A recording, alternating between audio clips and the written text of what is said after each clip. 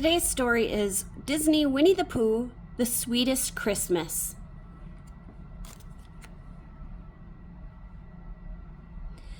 It's a cold and snowy Christmas Eve, and Winnie the Pooh has forgotten to get presents for all of his friends. With the clock ticking, will Pooh find the perfect gifts in time?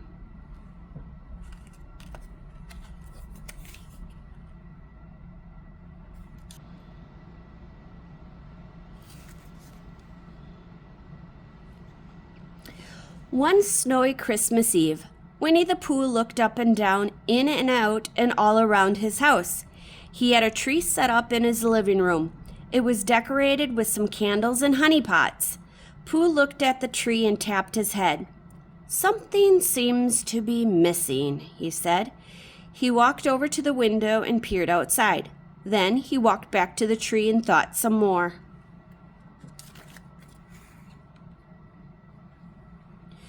Suddenly, a knocking sound startled Pooh. Rap-a-tap-tap. He turned towards his front door. "Maybe whatever it is I can't remember I'm missing is outside my door," Pooh said. When Pooh opened the door, he found a small snowman on his front step.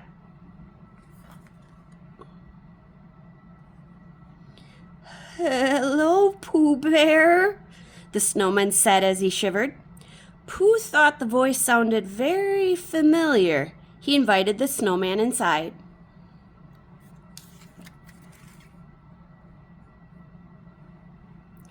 After standing beside the fire for a few minutes, the snowman began to melt.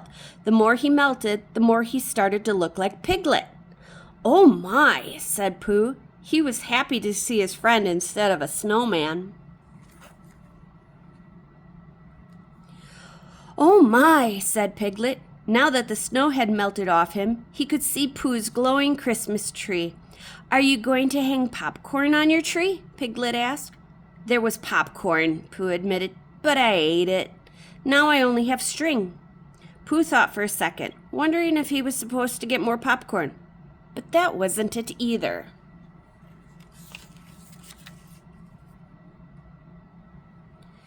"Then we can use the string to wrap the presents you're giving," Piglet said.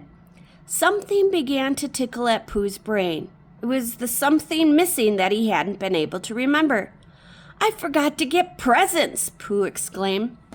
"Don't worry, Pooh," Piglet said. "I'm sure you'll think of something." Soon it was time for Piglet to go home and wrap his own presents. He said goodbye to his friend and went back out into the cold and snowy night.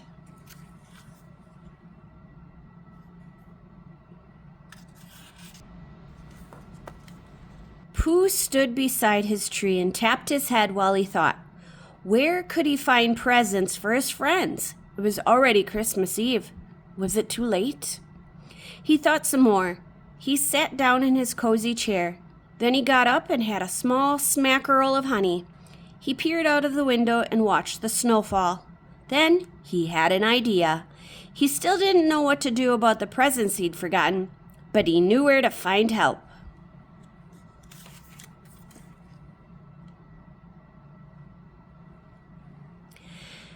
"Hello," Pooh called as he knocked on Christopher Robin's door. Christopher Robin opened the door and smiled when he saw the visitor. "Come in, Pooh Bear," he said. "Merry Christmas. Why do you look so sad on the most wonderful night of the year?" Pooh was just about to explain about the forgotten presents when something caught his eye.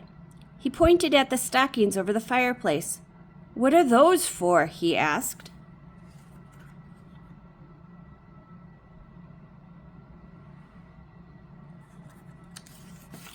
"Those are stockings to hold Christmas presents," explained Christopher Robin. "But Christopher Robin," Pooh said, "what if someone forgot to find presents for his friends? And what if that someone doesn't have stockings to hang because he doesn't wear any?"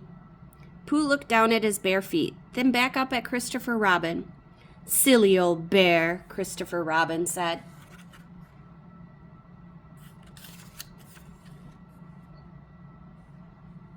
He took Pooh up to his room. They dug through his drawers until Pooh found 7 stockings. "Thank you, Christopher Robin," Pooh said. He smiled. He picked a stocking for each of his friends and one for himself to hang over his fireplace.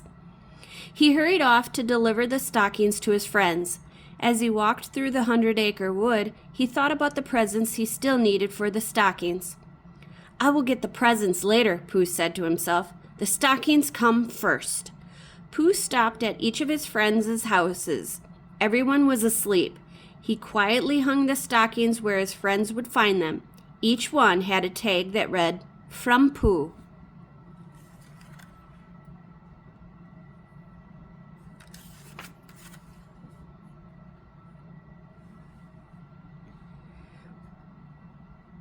When Pooh got back to his house, he climbed into his cozy chair in front of the roaring fire. "Now I must think about presents for my friends," he said.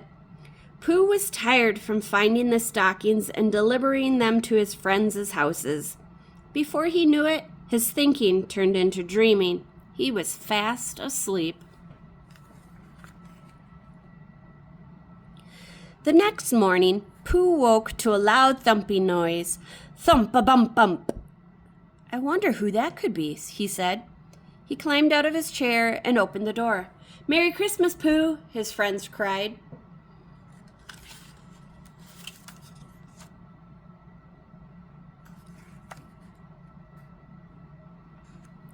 There on Pooh's doorstep stood Tigger, Rabbit, Piglet, Owl, Eeyore, and Gopher. They were each carrying their stocking from Pooh. Then he remembered what had happened the night before. He had fallen asleep before giving presents to his friends. "Oh, bother," he said. Then he realized that his friends were all talking at once. They were thanking him for their gifts. "No more cold ears in the winter with my new cap," Piglet said. "My stripy sleeping bag is Tiggerific," exclaimed Tigger. "So is my new carrot cover," Rabbit said. "This rock collecting bag will sure make work go faster," Gopher said. Eeyore swished his tail to show Pooh his new tail warmer. "No one's ever given me such a useful gift before," he said. Owl told Pooh that his new windsock would help him with the day's weather report.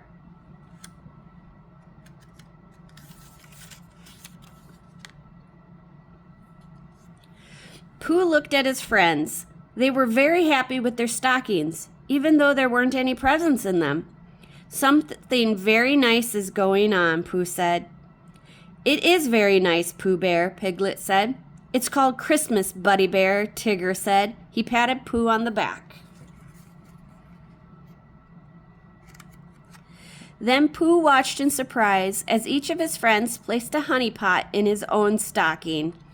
"I don't know what to say," Pooh told his friends. He was thrilled by their gifts. Honey was his favorite treat.